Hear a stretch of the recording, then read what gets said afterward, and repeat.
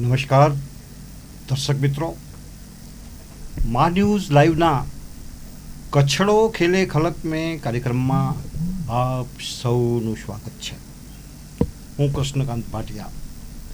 મિત્રો, આજે આપણી વચ્ચે કચ્છડો ખેલે ખલક મેં કાર્યક્રમ અંતર્ગત સંગોષ્ઠી કરવા માટે મા ન્યૂઝના સ્ટુડિયોમાં એક એવા રાજનેતા આવ્યા છે કે જેમણે હંમેશા કચ્છ માટે ચિંતા સેવી છે.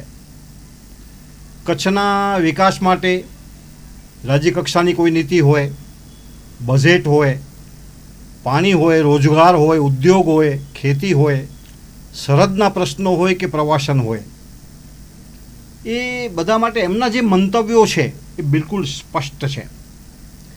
તેઓ કચ્છના રાપર વિસ્તાર સાથે લાંબા સમય સુધી જોડાયેલા રાજકીય નેતા રહ્યા છે. તેમના રાજકીય કાર્યકાળ દરમિયાન કચ્છના રાજ્ય દરજ્જા અંગે પણ વિધાનસભામાં મુદ્દો ઉઠ્યો હતો. તેઓ માત્ર રાજકીય નેતા નથી, કલા, સાહિત્ય, કલાકારો સાથે ગૌરવો ધરાવનાર વ્યક્તિ છે. તેમણે સાહિત્ય સંસ્કૃતિને ઘણું પ્રોત્સાહન આપ્યું છે. એવા ગુજરાત રાજ્યના પૂર્વ નાણામંત્રી માનનીય બાબુભાઈ મેઘજી શાહ આપણી વચ્ચે છે. ત્યારે બાબુભાઈ, આપનું મા ન્યૂઝના સ્ટુડિયોમાં કચ્છડો ખેલે કાર્યક્રમમાં ખૂબ ખૂબ સ્વાગત છે. હવે બાબુભાઈ, તમે વર્ષો સુધી રાજકારણમાં રહ્યા છો. ગુજરાત રાજ્યના નાણામંત્રી તરીકે પણ સુપેરે બહુ સારી સેવાઓ બજાવી છે. કચ્છે તમને ઘણું આપ્યું છે, તમે પણ કચ્છને ઘણું આપ્યું છે. તમારી બહુ લાંબી અને ગૌરવશાળી સફર છે. આજે આ ક્ષણે જ્યારે તમે પાછું વળીને જુઓ, તમે સિંહાવલોકન કરો, ત્યારે તમને આજે પણ કચ્છની સૌથી મોટી અધૂરી જરૂરિયાત કઈ લાગે છે? સૌથી પહેલાં તો એ કચ્છે મને ખૂબ આપ્યું છે. હું તો માત્ર એનું ઋણ ચૂકવવાનો પ્રયત્ન માત્ર કરી રહ્યો છું. હવે આપે મને પૂછ્યું કે આપણી કઈ બાબતોની ખામી રહી ગઈ. સાહેબ, આપણે જે કામ કરીએ ને એ આયખા અધૂરા રહે ને તો એ પૂરા ન થાય. કોઈ ગુરુકૃપા હોય તો એ કામ થતા હોય છે. ઘણી વખત આપણે નમાયગું પણ દોડતું આવે જો ગુરુકૃપા હોય તો. આવા ખૂબ અનુભવો મને મારા જાહેર જીવનમાં 5 વખતના ધારાસભ્યપદમાં અને 1 વખત લોકસભામાં સંસદ સભ્ય મેં કચ્છનું પ્રતિનિધિત્વ કર્યું છે. કચ્છ આપે કીધું એ કચ્છડો ખેલે ખલક મેં જે મહાસાગરે મચ્છ જત હકડો વસે ઉતડિયાણી કચ્છ. કચ્છીઓ વિશ્વભરમાં જ્યાં હોય ત્યાંથી પોતાના વતન કચ્છને આગવી રીતે યાદ કરે છે. કોઈ પ્રદેશના લોકોનો પોતાની ધરતી પાટેનો કચ્છીઓ જેટલો પ્રેમ મેં અનુભવ નથી. એ આશાપુરાના નોરતા હોય તો ભાનુશાલી ભાઈઓ આવે ત્યાં,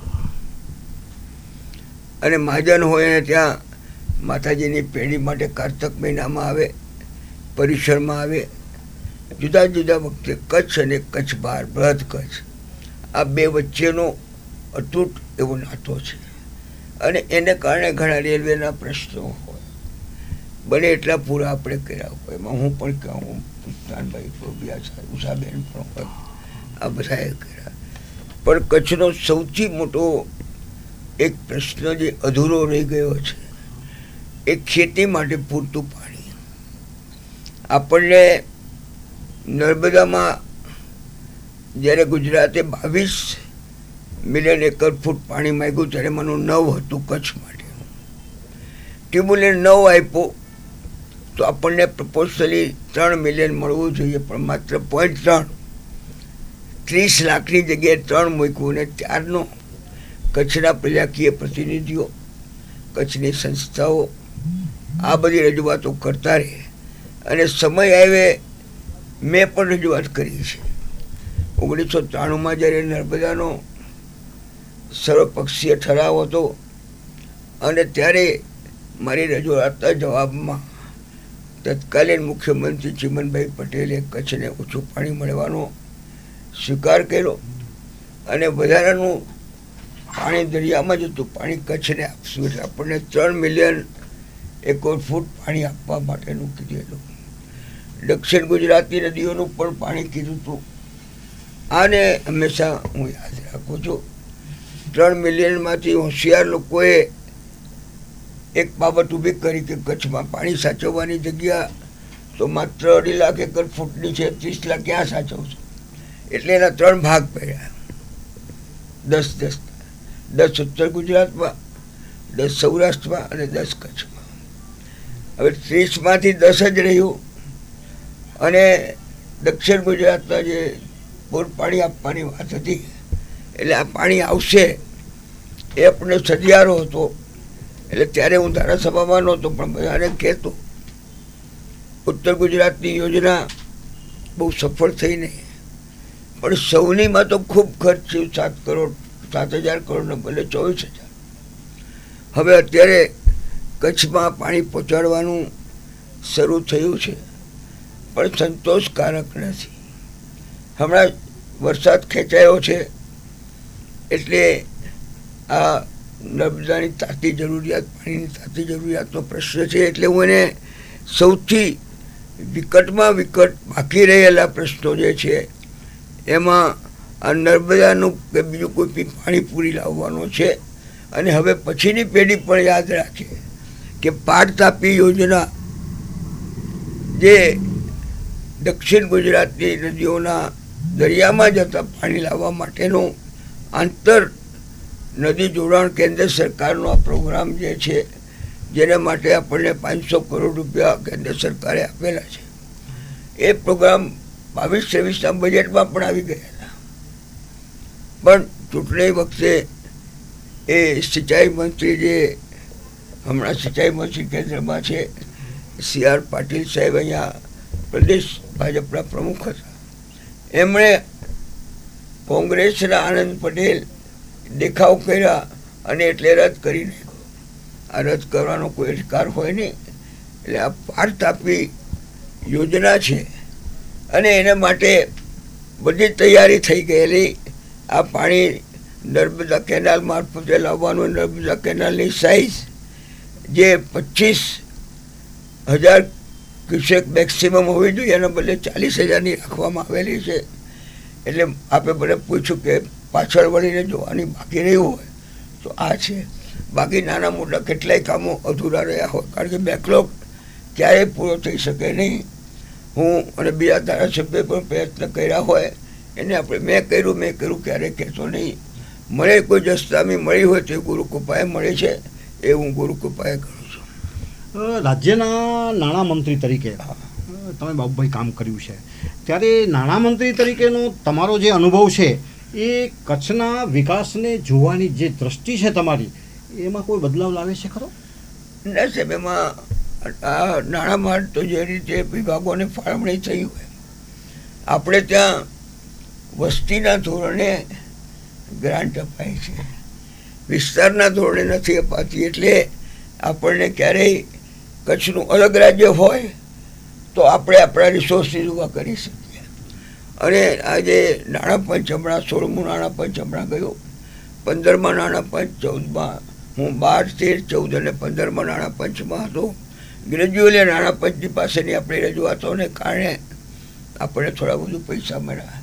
13મા નાણાં પંચે આપણને દરિયામાં જતું પાણી સાચવવા માટે 100 કરોડ રૂપિયા વધારાના આપેલા અને એમાંથી 137 તળાવ રાપર વિસ્તારમાં અને બહુ ઓછા ખર્ચે માત્ર 20,000 રૂપિયા એકરના, 50,000 રૂપિયા હેક્ટરના સરખામણી કરીએ તો સૌની અંદર 5 લાખ રૂપિયા હેક્ટરનું ખર્ચ થતું હોય. અને આપણા જ ઇજનેરોએ જે ડિઝાઇન કરેલી તળાવો ઊંડા કરવા અને એને સેફ લાવવા, એ તળાવો 137 તળાવો 13મા નાણાં પંચમાંથી થયા, વાપર બચાવમાં થયા છે. અને આ દરિયામાં જતું પાણી એ બચાવવાને પ્રાયોરિટીની વાતો બધા આપણે સૌ કરીએ છીએ, પણ અમલમાં મૂકવાનું એ ખૂબ જરૂરી છે. અત્યારે પણ વરસાદ ખેંચાયો છે ત્યારે પૂર્વ કચ્છના તળાવો ભરાયા છે. પશ્ચિમની અંદર ક્યારેક અબડાસા અને લખપતમાં ખૂબ વરસાદ થાય છે અને છેવાડેનો આપણે ગુજરાતમાં ટેઇલ એન્ડ નર્મદાનો છે, ત્યારે એ તળાવો ભરાય એ ખૂબ જરૂરી છે અને એનો આગ્રહ પણ હું રાખવા માનું છું. અને એટલા માટે આ જે 10 લાખ એકર ફૂટ પાણી જે આવે છે, મોડકુબા સુધી આવ્યું, પછી જે ગોયલા સુધી જે જવાનું છે એ 3 લાખ એકર ફીટ જે જવાનું હતું, એની પણ ક્વોન્ટિટી ઓછી કરી નાખવામાં આવેલી છે. આ તમામ બાબતોએ આપણે સજાગ રહેવું જોઈએ. ઉદ્યોગોની પોતાની કાળજી લેશે અને બોલકો વર્ગ જે છે એટલે એની અસર પણ થતી હોય છે. આપણે અનઓર્ગેનાઇઝ જે લોકો છીએ, મારે કિસાન સંઘનો આભાર માનવો જોઈએ કે નર્મદા માટે કચ્છ કિસાન સંઘે દામજીભાઈ અંકરવાલાની જે જળ સંકટ અભિયાન હતું અને બધા લોકોએ ખૂબ મહેનત કરી છે. બાબુભાઈ, તમને એવું લાગતું નથી કે કોઈ પણ જે પ્રશ્ન છે એના ઉકેલ માટે યોગ્ય સમય મર્યાદા હોવી જોઈએ? અને અત્યારે આ નર્મદાનો જે પ્રશ્ન છે એ બહુ મોટો પ્રશ્ન છે, ત્યારે એવું લાગતું નથી કે રાજકીય પક્ષ કોઈ પણ હોય, સત્તાધારીઓ કે વિપક્ષ હોય, બધાએ ભેગા એક પ્લેટફોર્મ ઉપર આવી અને કચ્છ માટે આની રજૂઆત કે ભાઈ ચોક્કસ સમય મર્યાદામાં તમે આ કામ પૂરું કરવું, એ કરવું ન જોઈએ? જો દરેક વસ્તુની ટાઈમ બાઉન્ડ સમય મર્યાદા હોવી જ જોઈએ, આપણે સૌ સમજીએ છીએ. નર્મદાની બાબતમાં 1993માં ગુજરાત વિધાનસભાએ ચમનભાઈ પટેલે કીધું પણ એનો ઠરાવ કરીને આપ્યો 93ની અંદર. પછી છેક 2000ની અંદર એનો ઠરાવ થયો અને 2001-2ની અંદર કે 2001-2ની અંદર ભૂકંપ પછીનું જે બજેટ આવ્યું ને, ત્યારે આ યોજનામાંથી ઉત્તર ગુજરાત માટે 2300 કરોડ રૂપિયા જ્યારે લેવાયા, ત્યારે મેં એના સામે બોલ્યો હતો કે આ કચ્છનું પાણી તમે લઈ જાઓ છો. હવે પાણી એ ઈશ્વરની દેન છે, એમાં કોઈને પાણી અપાતું હોય તો આપણે વિરોધ ન કરીએ, પણ આપણે બહાર જાય તો બોલીએ ને. અને એ યોજના નિષ્ફળ જેવી ગઈ. 2005માં એનું લોકાર્પણ થયું એટલે ત્યારની તત્કાલીન સરકાર, ભાજપ સરકારને ચૂંટણીની અંદર ખૂબ ફાયદો થયો. 5 જિલ્લામાં કોંગ્રેસે માત્ર 5 જ સીટો આવી. પણ એ યોજનાના જે ધાર્યો 1 રૂપિયાના પાણી પાછળ 5 રૂપિયાનું વીજળીનું ખર્ચ હતું. એટલે ભાઈ 2005થી સૌરાષ્ટ્ર અને કચ્છનું કામ શરૂ ન થયું ત્યારે મને તારીખ યાદ છે કે 12 માર્ચ 2012નો મારો એક પ્રશ્ન હતો કે તમે ઉત્તર ગુજરાતની બરોબરમાં 31/12/2011 સુધીમાં કેટલું ખર્ચ સૌરાષ્ટ્ર કચ્છ માટે મળ્યું? તો ઉત્તર ગુજરાતના 2300 કરોડના ખર્ચની સામે સૌરાષ્ટ્ર અને કચ્છ માટે માત્ર 74 લાખ રૂપિયાનું ટેકનિકલ કન્સલ્ટન્ટને જે પૈસા આપ્યા હતા, અને ડિસેમ્બરમાં ચૂંટણી આવવાની હતી એટલે સપ્ટેમ્બરમાં રાજકોટના ગઢવી ઓડિટોરિયમમાં પાણી પરિષદ ભરી અને એમણે સૌનીની જાહેરાત કરી 7000 કરોડ. આ 2011ના અને કચ્છ માટેની માહિતી પછી મેં મેળવી લીધેલી 4200 કરોડની જે મારી પાસે છે અત્યારે. 2012માં વિધાનસભામાં મગાયેલી માહિતી, સપ્ટેમ્બરમાં પાણી પરિષદમાં સૌનીની જાહેરાત, એને 14 વર્ષ થઈ ગયા, હજી સૌની પૂરી થઈ નથી. અને કચ્છની અંદર આ 14 વર્ષની અંદર માત્ર અડધું પણ કામ થયું નથી. એટલે આ ટાઈમ બાઉન્ડ પ્રોગ્રામ માટેની સચેતતા રાખવી. આપણે ધારાસભ્યો પણ પૂછતા હોય છે, એનો જવાબ મળી જતો હોય છે રૂટીન. કોઈ જગાડે પર્યાવરણને કારણે કચ્છમાં પાણી આવ્યું, રાપરમાં આવ્યું, પણ જેસરાની અંદર કંઈ પર્યાવરણનો પ્રોબ્લેમ હતો અને એ પછી છેક અટકી પડ્યું. એટલે 2012માં માનનીય મુખ્યમંત્રી શ્રી ત્યારે વડાપ્રધાન નહોતા, એ લોકાર્પણ કરવા માટે આવ્યા છે. એટલે આ કદાચ 2014 પછી જસરામાં વડાપ્રધાન તરીકે આવે. એટલે આવી બધી બાબતો જે છે ને એ સમય જેમ વીતતો જાય એમ યોજનાઓ મોંઘી થતી જાય, નાણાકીય ભીડ આવે, કોન્ટ્રાક્ટરોને તમે સમયસર પૈસા આપો નહીં. એટલે ટાઈમ બાઉન્ડ પ્રોગ્રામ જો થાય તો એમાં ખૂબ બચત થાય. એ તમારી વાત સાથે હું સંમત છું. પણ આવા કેટલાક અનિવાર્ય સંજોગો ઊભા જ્યારે થતા જાય, અનિવાર્ય સંજોગો એટલા માટે કે પર્યાવરણ બાબતમાં આખી યોજના અટકી પડેલી નર્મદા. આ હું 2080 પછીની વાત કરું છું, જ્યારે 1980ની વાત કરું છું. પર્યાવરણના નામે આ દિલ્હીની અંદર આપણા ગુજરાતના લોકસભા અને રાજ્યસભાના લોકોએ રાજીવ ગાંધી પાસેથી આ યોજનાને ક્લિયર કરાવી હતી. અને ત્યારથી આ નર્મદાનું કામ આ શરૂ થયું હતું માધવસિંહજી સોલંકીના વખતમાં. એ પછી તો ભાજપની કેટલીય સરકારો આવી ગઈ, જનતા દળની સરકાર આવી ગઈ, ચિમનભાઈની સરકાર આવી ગઈ, ચિમનભાઈ અને ભાજપની સાથેની સરકારો પણ આવી ગઈ. એટલે આ નર્મદા મોડું થવાનું કારણ આપણી કમનસીબી છે, આપણે એને કહીએ. નર્મદા સર્વદે આપણા માટેની પીવાના પાણી માટેની યોજના જે છે એ કચ્છના તમામ ગામો જોડાઈ ગયા છે, પણ એ પણ લોકોના રજૂઆતોની અસરના કારણે જોડાયા છે.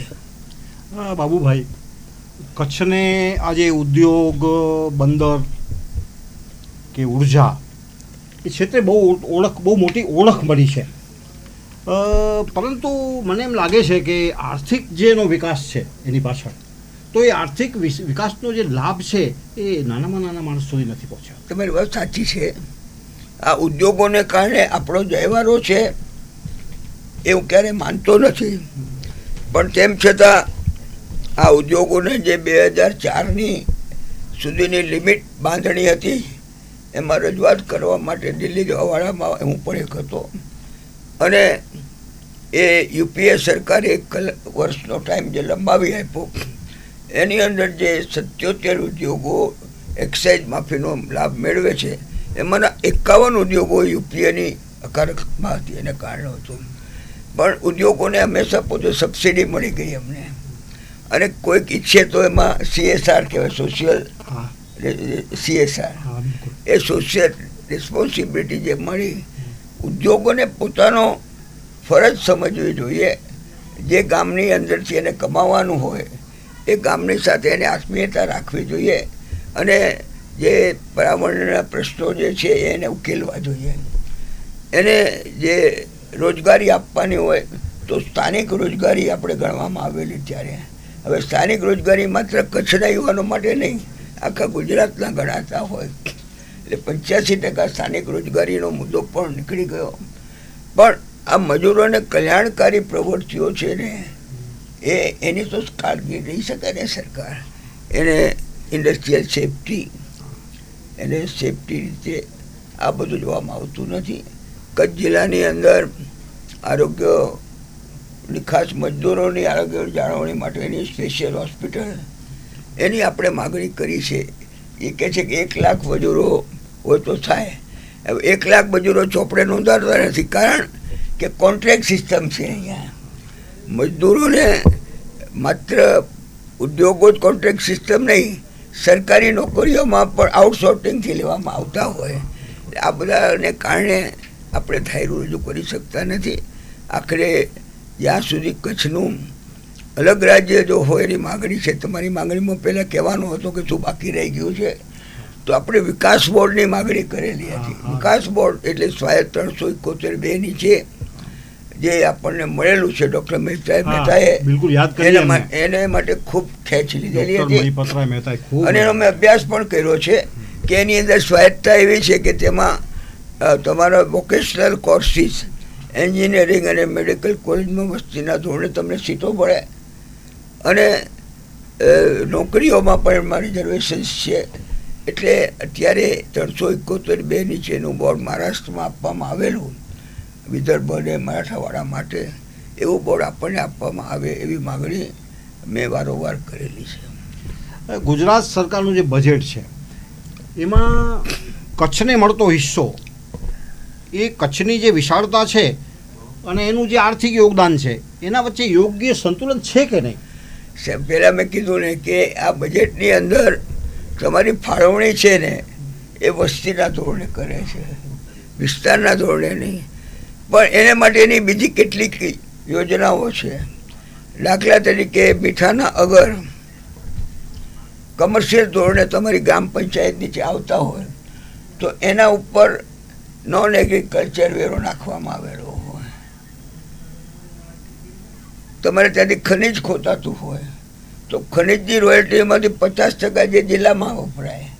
આ બધામાં જે વિસંગતતાઓ છે, મને એક આરટીઆઈમાં મેં પૂછેલું તો મને આંચકા સાથે દુઃખદ સમાચાર રીતે જાણવા મળ્યું કે મીઠા ઉપરનો નખાયેલો ટેક્સ પાછલા 20 વર્ષની અસરે રદ કરવામાં આવેલો છે. 20 વર્ષ સુધી એ મીઠું ઉપાડી ગયા. 2 વર્ષમાં જો આ ટેક્સ ન ભરાય તો આપોઆપ એનો કરાર રદ થાય. પણ એમાં જ્યારે આરટીઆઈમાં મેં જવાબ માંગ્યો ત્યારે મને આવો જવાબ, કોઈ સંસ્થા મારફતે દબાણ કર્યું ત્યારે આવો જવાબ મળ્યો, અને આ જવાબની મને કોઈ કોપી પણ મળી નથી. એટલે આ રીતે અહીંનું સરકારી તંત્ર, બીજે ક્યાંય નહીં પણ કચ્છનું સરકારી તંત્ર, અહીંની કલેક્ટર કચેરીનું જે મહેસૂલ શાખા છે એની આ ભૂમિકા છે. અને આજે આટલું મોટું તમારું મીઠાનું ઉત્પાદન કહેતા હો તો એમાંથી જે સરકાર જે જાહેર કરે એ સિવાયની આપણને સ્થાનિક વેરાની, શિક્ષણ વેરાની જે આવકો આપણને મળવાની હોય એનાથી ગામડા વંચિત રહી જાય છે. જે લોકોએ ભરેલું છે ને, ગ્રામ પંચાયતોને મળેલું છે, એ પાછું આપવા માટેની જોગવાઈ નથી એની અંદર. એટલે આવી કેટલી વિસંગતતાઓ બહાર લાવવાનો પ્રયત્ન મેં કર્યો છે. મેં હંમેશા મારી ભૂમિકા હંમેશા વોચડોગ તરીકેની રહી છે. ધારાસભ્યો કે સંસદ સભ્યો એમની ઓળખ કસ્ટોડિયન તરીકેની હોય છે. એમની જે તિજોરી, સરકારની તિજોરી છે એની રખેવાળી કરનાર તરીકેની હોવી જોઈએ. એમાં આવકો કોઈ ઓછી ન થાય, આવકો ઓળવાય નહીં, આ બંનેની કાળજી રાખીને સમજે. પ્રજા ઉપર બોજો વધે નહીં એની પણ કાળજી, અને પ્રજાના વેરા જે હોય એની પૂરી વસૂલાત જે થાય, આ બંને રોલ ભોગવવાનો હોય છે. અને મેં હંમેશા અહીં જે સસ્તી જમીનો અપાઈ છે એનું બધું જ રેકોર્ડ ઉપર મુકાયું છે. આ બંદર કેટલા વખત માટે છે તો 30 વર્ષ માટે અપાયેલું છે. અને પ્રજાએ જાગૃત રહેવું પડે. અત્યારે જે એમના તરફથી આપણને ડાયરેક્ટ કોઈ ઉદ્યોગ તરફથી આપણને કંઈ મળતું નથી હોતું. માત્ર મારી પત્રકારોની ભાષામાં છે ને ખારી ભાત ખવડાવે ક્યારે. ક્યાં વાત હે, ક્યાં વાત હે. બાબુભાઈ, અત્યારે કચ્છને જો પજવતો એક મોટો પ્રશ્ન હોય તો એ છે પ્રાથમિક શિક્ષણનો. અત્યારે મને લાગે છે લગભગ 110 કે 15 શાળાઓ તો બંધ કરી નાખી સરકારે. પ્રવેશોત્સવના જે તાયફાઓ છે એ તાયફાઓ કરે છે, પણ આટલી બધી જગ્યાઓ ખાલી છે શિક્ષકોથી. માધ્યમિકમાં હોય, પ્રાથમિકમાં હોય, કોલેજ કક્ષાએ હોય, યુનિવર્સિટીમાં હોય, એ પૂરવાની ફુરસદ કોઈને નથી. તો આપણા આ જે લોકપ્રતિનિધિઓ છે એ આના માટે શું કરે છે? આપણા પ્રતિનિધિઓ શું કરીએ જવાબ હું નહીં આપું, પણ હું મારો પોતાનો અનુભવ કહું કે 1997માં કોંગ્રેસના ટેકાની શંકરસિંહજીની સરકાર વખતે એમણે શિક્ષકોની ભરતી માટે, સ્થાનિક ભરતી માટે બાલગુરુની યોજના કરેલી. બાલગુરુની યોજના એટલે જે તે તાલુકાનો શિક્ષક તાલુકામાં જ રહે. હવે એની પછી બદલી થઈ એટલે ત્યાં શિક્ષકોની ભરતી થાય, અહીં આવે અને બદલીના કાર્યક્રમ પોતાની મનપસંદ જગ્યામાં જતા રહે. પણ એના કરતાં પણ મારો એક ખૂબ જ કડવો અનુભવ આપણે કહું. આપણી પોતાની કચ્છ યુનિવર્સિટી આપણે મેળવેલી, એ પણ શંકરસિંહજી વાઘેલાની કેબિનેટે ભરાયેલી. ક્યારે ઠરાવ મેં કર્યું નહીં, પણ આ માગણી હતી વખતસિંહ જાડેજાને મારે યાદ કરવા જોઈએ. અહીં આપણને પરીક્ષા કેન્દ્ર નહોતો આપતા એમએનું, અને આખી યુનિવર્સિટીનો ઠરાવ કરી CR બિસ્વાસ આપણા એક સરહદ અધિકારીને 2 વર્ષની નિમણૂક આપેલી. અને યુનિવર્સિટી ગ્રાન્ટ કમિશને દેશમાં 15 જે નવી યુનિવર્સિટીઓની માન્યતા આપી, એમાં કચ્છ યુનિવર્સિટી માન્યતા આપી. અને મુરબ્બી કેશુભાઈ હતા ત્યારે એમાં 1 કરોડ રૂપિયાની ગ્રાન્ટ પણ 2000ના વર્ષમાં આવેલી, પણ એનો 2003માં થયો. આજ 2003 એક્ટ થયો અને 23 વર્ષની યુનિવર્સિટી થઈ. હવે એની મારફતે કોઈએ રજૂઆત ગાંધીનગરના ઉચ્ચ શિક્ષણ વિભાગમાં જાય તો 2 દિવસની અંદર એને મંજૂરી આપવી જોઈએ. એના બદલે એની કોરી કાઢી પાછી મોકલાય. કોરી કાઢીને મંજૂરી મુકાય.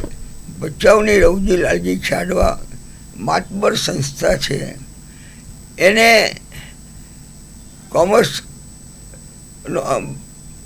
ફર્સ્ટ FYT શરૂ કરીને અરજી કરેલી છે. એના 2.5 લાખ રૂપિયા એની અરજી સમયસર લેવા એટલા માટે એના ભરેલા છે. આજે ઓગસ્ટ મહિનો થઈ ગયો, જુલાઈમાં શિક્ષણ કાર્ય શરૂ થઈ ગયું છે, હજી સુધી મંજૂરી નથી આપી.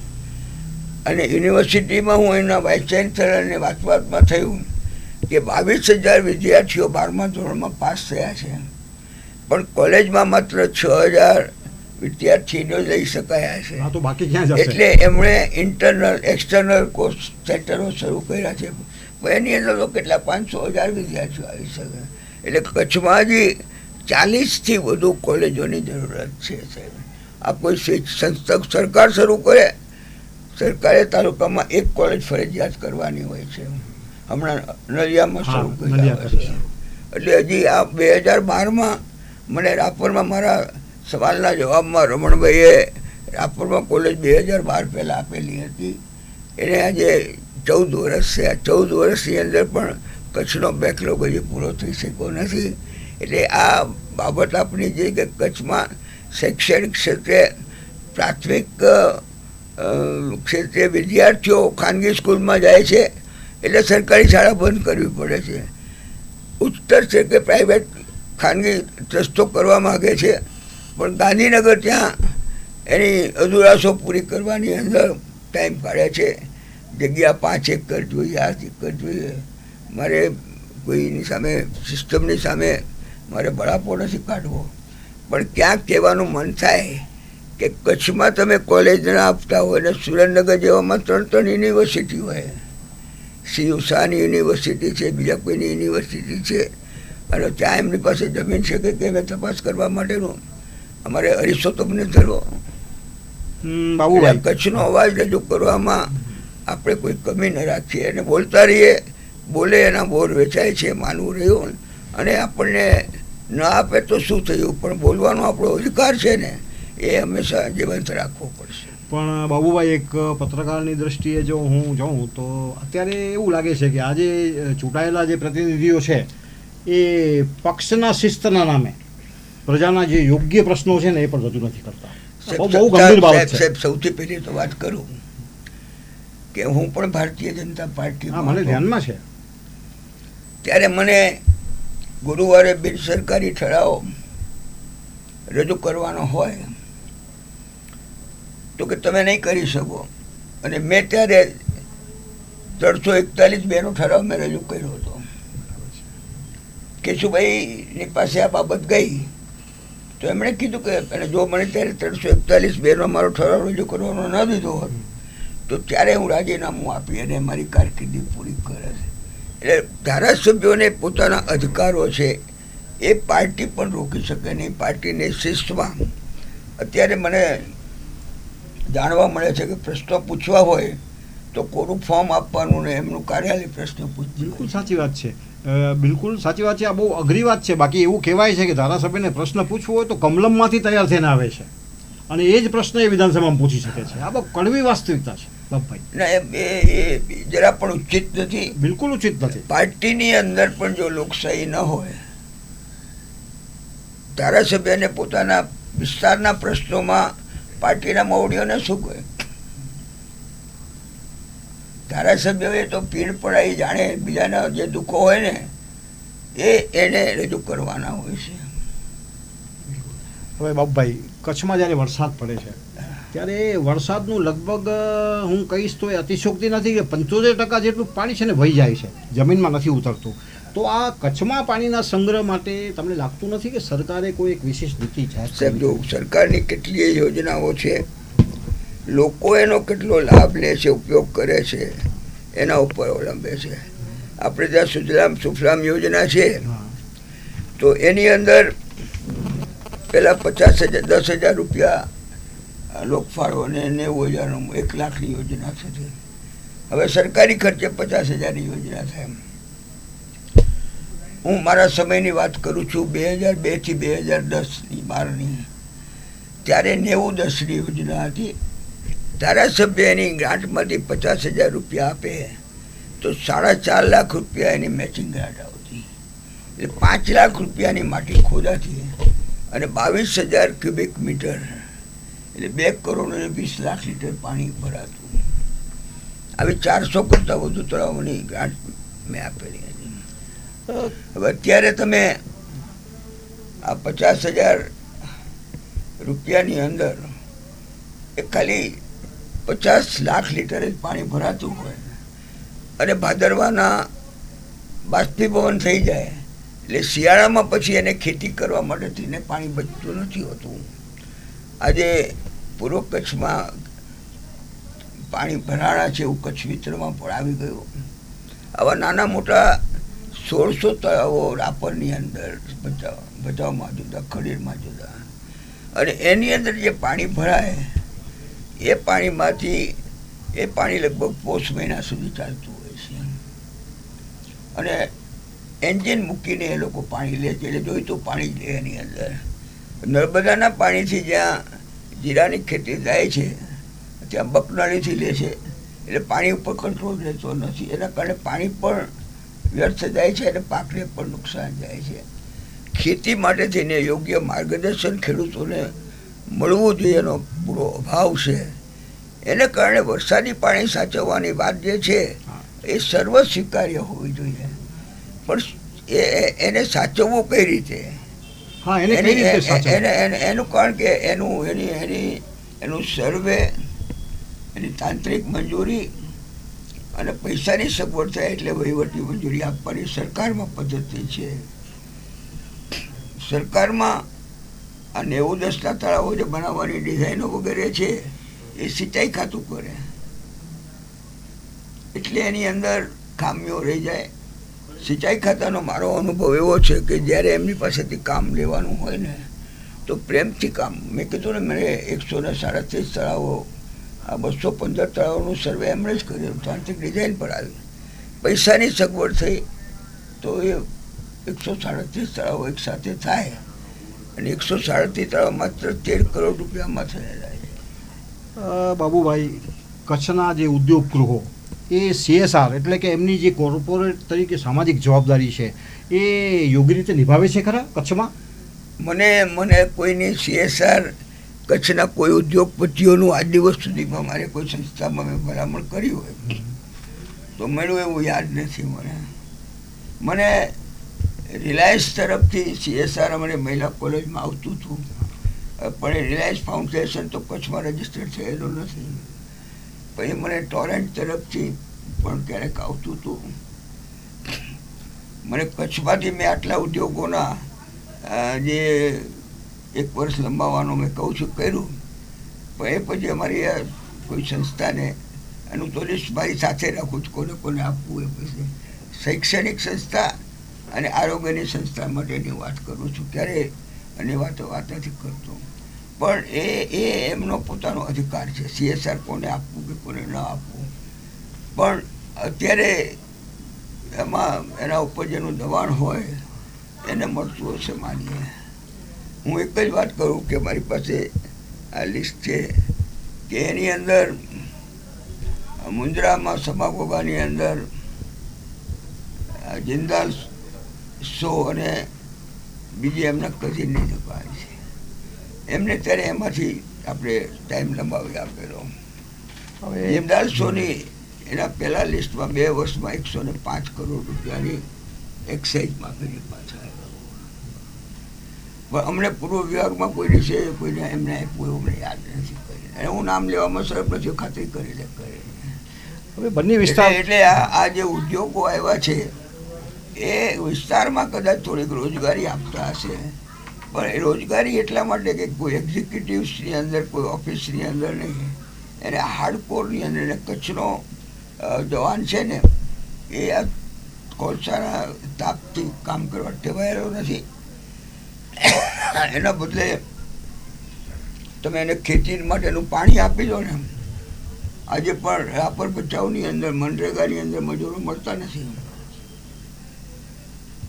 હવે બન્ની વિસ્તાર સહિત એટલે સૌથી હું એક જ વાત ઉપર ધ્યાન આપું છું કે આપણને જે નર્મદાનું વધારાનું પાણી એલોટ થયેલું છે એમાંથી જો પૂરતું પાણી મળે તો તમે લગભગ 1 એકરે 2 જણાને એટલે તમે 10 લાખ માણસ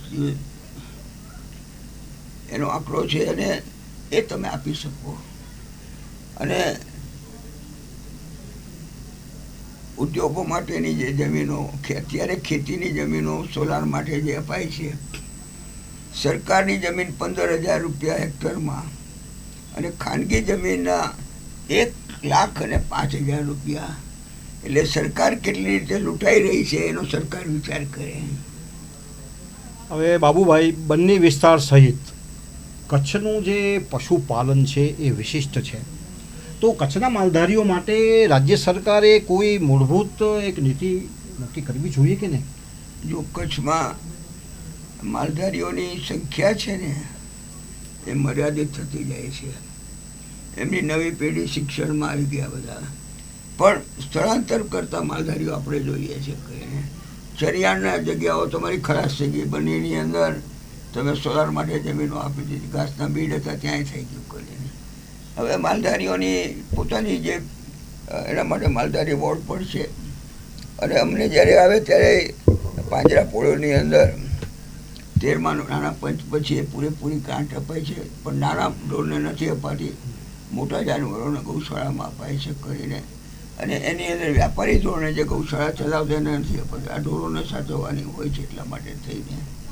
પણ એના માટેના અગાઉ જે નર્મદાના કિનારા ઉપર જે ઘાસ વાવવામાં આવે એનું આપણે કહેવાય ને કે શેરડીના ઓલામાં એરંડો પીસાય, તો નર્મદાનો ઉપયોગ કરે. આના ઘણા સૂચનો મેં કરેલા છે. કારણ કે પાંજરાપોળને ગૌશાળા સાથે અછતના વખતમાં ખૂબ મારા અનુભવો હું શેર કરું છું. અને અત્યારે જો વરસાદ ખેંચાણો પણ વરસાદ હજી આવી જાય ને તો જુવારનું વાવેતર થઈ જાય. પાણીનો થોડો પ્રશ્ન સોલ્વ થઈ જુવાર અત્યારે જે 15 રૂપિયા કિલોમાં વેચાય છે ને એ 5 રૂપિયા કિલોમાં જુવારનો ચારો વેચાય છે. બાબુભાઈ, વિકાસ પણ અને પ્રજાનું સ્થાનિક હિત એ બે વચ્ચે સંતુલન કઈ રીતે જાળવી શકાય? જો અત્યારે 15મા નાના પંચની ગ્રાન્ટ સીધી પંચાયતોને મળે છે. અગાઉ લોકોની ફરિયાદ હતી કે આ ઉપરથી પૈસા ઓછા આવે છે, રૂપિયામાંથી 15 પૈસા જે અમારે ત્યાં આવે છે એ તો હવે રહી નહીં. કે રૂપિયામાંથી સીધો 85 પૈસા પંચાયતને આપી દીધા મળે છે. તો એ જવાબદારી પંચાયતના સંચાલકોને થઈ ગઈ. પણ થાય છે એવું કે અહીંયા હું વચ્ચે એક વખત આ દુધે રોડ ઉપર એક પંચાયત ગામમાં ગયેલો. પંચાયતના પ્રમુખ ઓળખીતા હતા, સરપંચ, એમના પિતાશ્રી પણ સરપંચ હતા. અને એમણે અમને એમ કીધું કે અમારે પાર્ટીમાંથી આ સપ્લાયર પાસે રોજ માલ લેવો. આ હોલોલાઇટ 1200 રૂપિયાની છે ને અમારે 2800 રૂપિયામાં લેવી પડે છે. આ મેં સાંભળેલી વાત છે એટલા માટે કહું છું.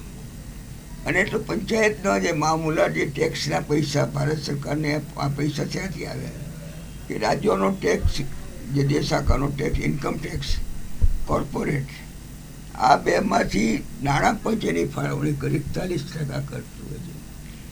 હું 12મા અને 13મા નાણાં પંચમાં હતો ત્યારે 32%ની ફાળવણી થતી. બધા એ સંયુક્ત રજૂઆત હતી એટલા મળીને 42% ફાળવવામાં આવે છે.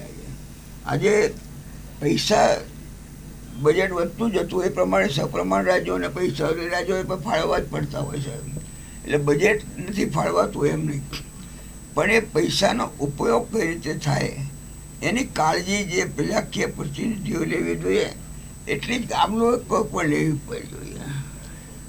બાબુભાઈ, વિકાસની દોટ છે અત્યારે, હવે વિકાસની દોટમાં કચ્છનું જે પર્યાવરણ છે એ તો જોખમમાં નથી મુકાઈ રહ્યું ને? આપણે ગઠોલીઓ ખાઈ ગયા છીએ વિકાસની દોડમાં.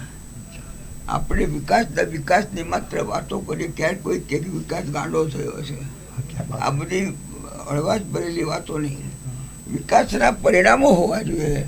દાખલા તરીકે આમાં આટલું ખર્ચ થયું છે તો એની ઉપયોગિતા કેટલી છે એનું ઓડિટ તો થવું જોઈએ ને. હા, બિલકુલ થવું જોઈએ. બિલકુલ. આ તમે આ ટોલ ટેક્સ છે તો એની અંદર એની વસૂલાત થઈ ગઈ હોય તો ટોલ ટેક્સ બંધ થવો જોઈએ. એમાં જે ખર્ચ થયું છે આવું મુંબઈમાં થયેલું, એટલે આપણી વાત જે છે, સમય આપણો વયો જાય છે. મારું પણ થોડું ગળું બેઠેલું છે એટલે દર્શકોની માફી માગું છું.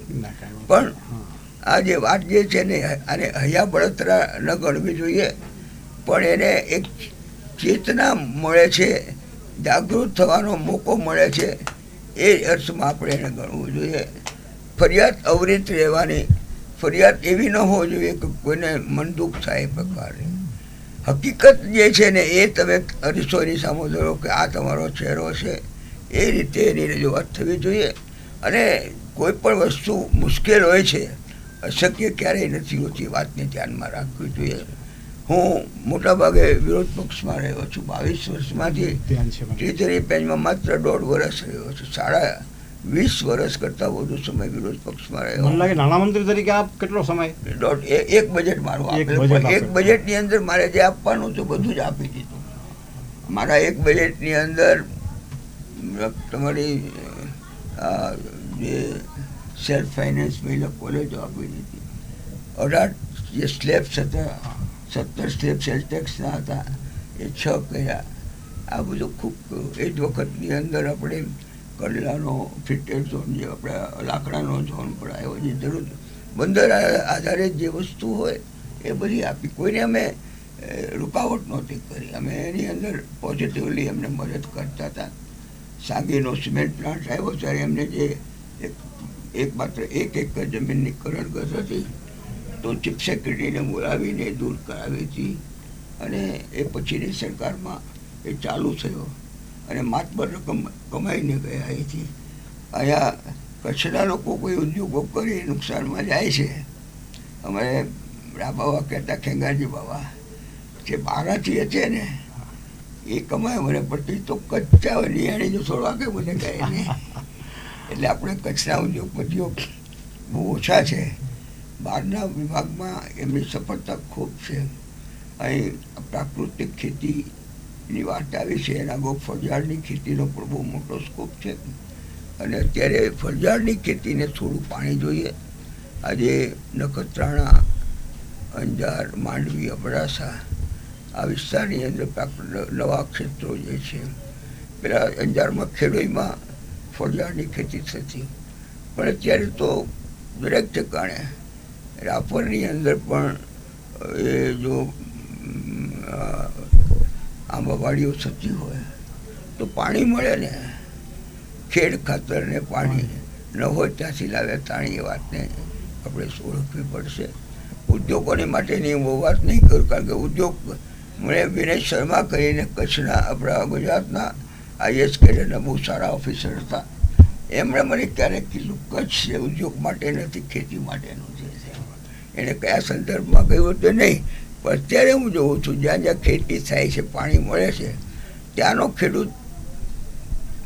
બાકી પાણીની નિશ્ચિતતા કરવી જરૂર છે. અને પાણીની નિશ્ચિતતા કરવા માટે ફરીથી એક વખત કહું છું કે પાટ તાપી યોજના જે આપણા રાજ્યની ઇન્ટરલિંકિંગ યોજનામાં મંજૂર થયેલી, એનું અમલીકરણ કરવા માટે થઈને આવતી પેઢીએ પણ મહેનત કરવી પડશે.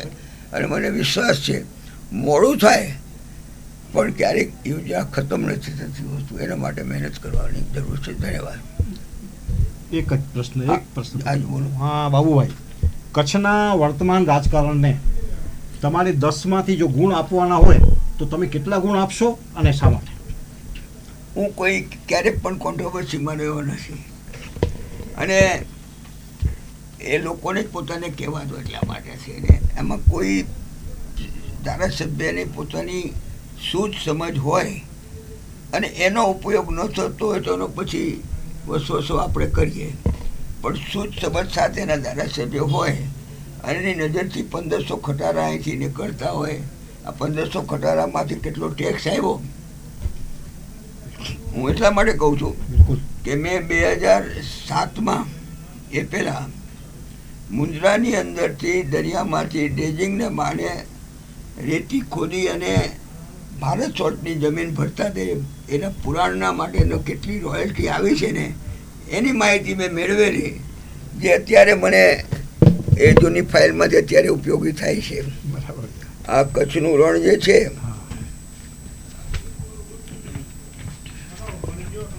આ કચ્છનું રણ છે ને એ માત્ર બંજાર ભૂમિ નથી. અને આ રણમાંથી મરીન કેમિકલ્સ જે મેળવવા માટે હું જ્યારે મુદ્દો કરેલો અને ત્યારે આ offshore area mineral development act છે, એટલે દરિયાના મોજા છે ને એ લઈ આવે છે ને, અને એટલા માટે આપણે એને રત્નાસાગર કહીએ છીએ. અમારો લોક સાહિત્યકારનો દોહો છે કે નીર અમારા ખાઈને જોઈને, નીર અમારા જોઈને મરજીવા મફેર મો, અમારા તળિયા તપાસી જો કુબેર કંગાળ લાગશે છે. આ તળિયાની અંદર એની હોય છે, અને એટલા માટે થઈને આની અંદર તો આની અંદર એમની જે શું નીકળતું હોય છે ને એનો પણ એની અંદર ભાવતાલ આપેલા છે, એની રોયલ્ટી કેટલી હોવી જોઈએ. એટલે પ્રજાકીય કોઈ પણ પ્રતિનિધિ છે એની આ જાગૃતિ હોવી જોઈએ, એને ધ્યાનમાં હોવું જોઈએ. મને લાગે છે તો જ આ જે સિસ્ટમ છે ને એ સારી રીતે કામ કરે. ના પણ જાણો ને આ માઇનિંગ કમિશનરને મોકલેલું હોય અને માઇનિંગ કમિશનનો જવાબ પણ ના આપે તો શું સમજવું? અને કે મીઠું કંઈ 12 મહિના નીકળે ખરું, અગરમાંથી મીઠું 3 મહિના નીકળે. જે કોઈ વસ્તુ ખોદીને લઈ જવાથી હોય એ માઇનિંગમાં આવે, એ તો માઇનિંગ રોયલ્ટીના જે પૈસા આવે ને એ જિલ્લામાં આવે. ધન્યવાદ બાબુભાઈ. આપ અમારા મહાન્યૂઝના સ્ટુડિયોમાં કચરો ખેલે ખલક મેં કાર્યક્રમ અંતર્ગત અમારી સાથે સંગોષ્ઠી કરવા માટે આવ્યા, તે બદલ ફરીથી આપનો ખૂબ ખૂબ આભાર, ખૂબ ખૂબ ધન્યવાદ. દર્શક મિત્રો, આજનો આ જે એપિસોડ છે એને આપણે વિરામ આપીએ છીએ. ફરી મળશું આવતા મહિને. આપણે કોઈ નવા સર્જક, કોઈ નેતા એને લઈ સ્ટુડિયોમાં એમની સાથે વાર્તાલાપ કરશું. ત્યાં સુધી કૃષ્ણકાંત ભાટિયાને રજા આપશો. જય હિન્દ, જય ભારત, જય કચ્છ.